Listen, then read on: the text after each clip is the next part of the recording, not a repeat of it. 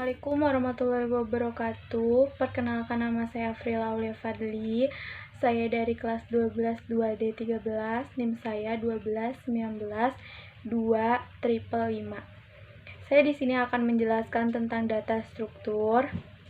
Data struktur adalah salah satu fitur bahasa pemrograman C++, merupakan keyword yang memungkinkan kita untuk membuat sebuah deklarasi untuk membuat pengelompokan variabel dengan tipe data yang berbeda. Cara mendeklarasi struktur merupakan keyword yang memungkinkan membuat deklarasi yang di dalamnya terdapat banyak variabel. Hasil dari deklarasi ini akan menghasilkan user-defined data type, yaitu tipe struktur, yang berguna untuk mendirikan project. Saya akan menampilkan projectnya, ada di atas sini. Bentuk penulisannya seperti di atas. Keterangannya itu nama underscore struk itu adalah merupakan identitas dari struk tersebut. Variabel merupakan sepasang blok tempat di mana semua variabel dikelompokkan sebagai member dari struk tersebut. Pembuatan variabel di dalam struk sama sekali tidak ada perbedaan dengan mendirikan variabel biasanya.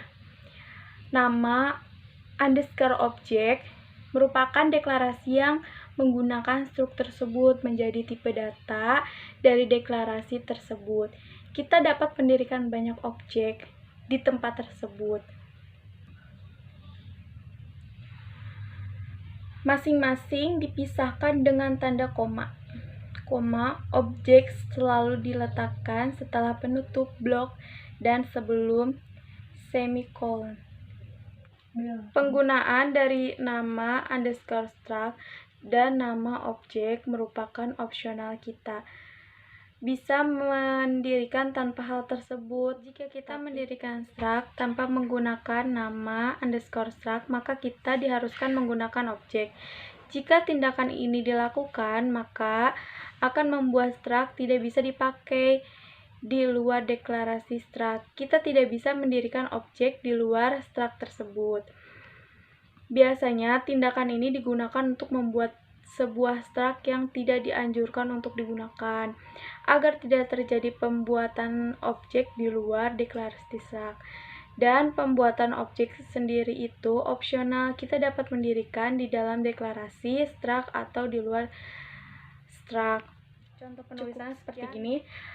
Dan pembuatan objek sendiri itu opsional, kita dapat mendirikan di dalam deklarasi struct atau di luar struct.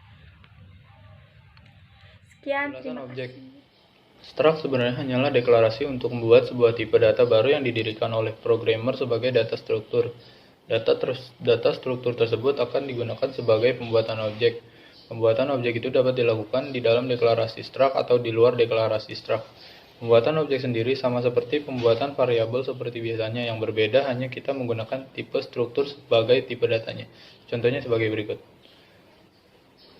Pada yang dicontoh, semua deklarasi objek masing-masing akan memiliki isi dan dari tipe struktur tersebut. Cara mengakses member dari struct.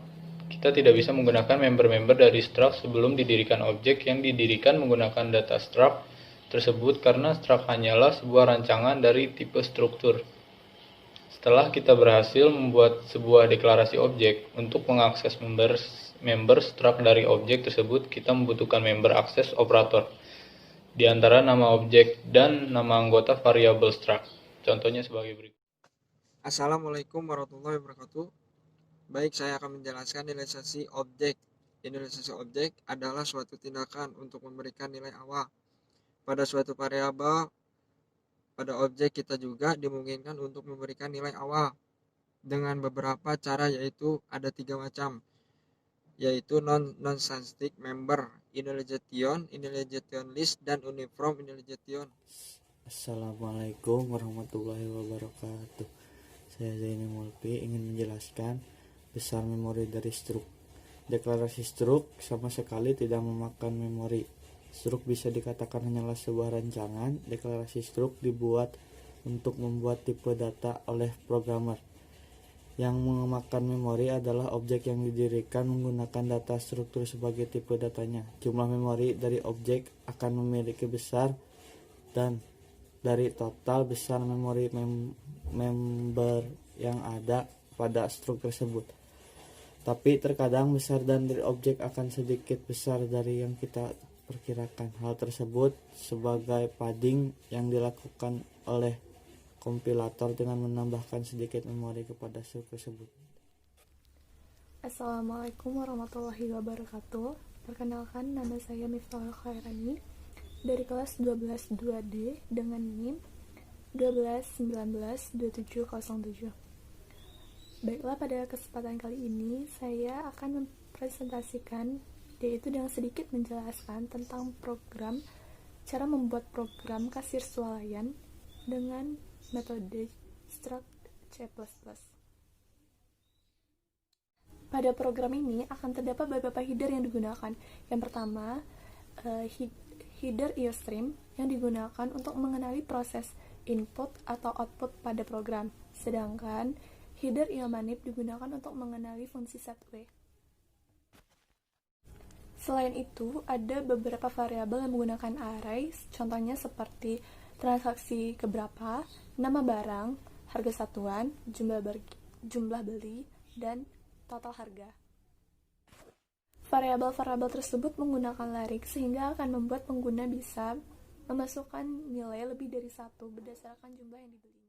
Program ini akan melakukan perulangan atau looping sesuai jumlah transaksi yang dimasukkan oleh user pada program awal dijalankan. Contohnya pada sinteks for I sama dengan I, di mana I kurang dari jumlah transaksi I++. Lalu pada sintaks subtotal berfungsi untuk menjumlahkan harga barang dikali jumlah barang yang dibeli untuk mengetahui subtotal barang yang dibeli. Pengguna akan memasukkan nilai nama barang, nilai harga, dan nilai jumlah pada program. Kode programnya pada sintaks sin nama barang I, sin jumlah barang I, dan sin harga barang I. Setiap nilai akan disimpan pada array indeks ke I, yang dimana pada array nilai terendah adalah 0, jadi I kita inisialisasikan sebagai 0. Lalu kita menggunakan fungsi setWay untuk mengatur lebar agar sesuai pada tampilan outputnya nanti. Selanjutnya, untuk menentukan berapa jumlah diskon yang didapatkan oleh pembeli, yaitu dengan menggunakan percabangan if-else, di mana aturannya, jika pembeli melakukan belanja dengan total belanja 180.000 lebih, maka pembeli akan mendapatkan diskon sebanyak 15%. Sedangkan jika pembeli melakukan total belanja sebanyak 70.000 lebih, maka pembeli akan mendapatkan diskon sebanyak 5%. Sedangkan jika pembeli tidak memenuhi dua kondisi tersebut, maka pembeli tidak akan mendapatkan diskon apapun. Program kasir ini sekaligus akan menampilkan uang kembali dari jumlah yang dibayar dikurang dengan total belanja, atau maksud saya jika pembeli ini sudah mendapatkan diskon.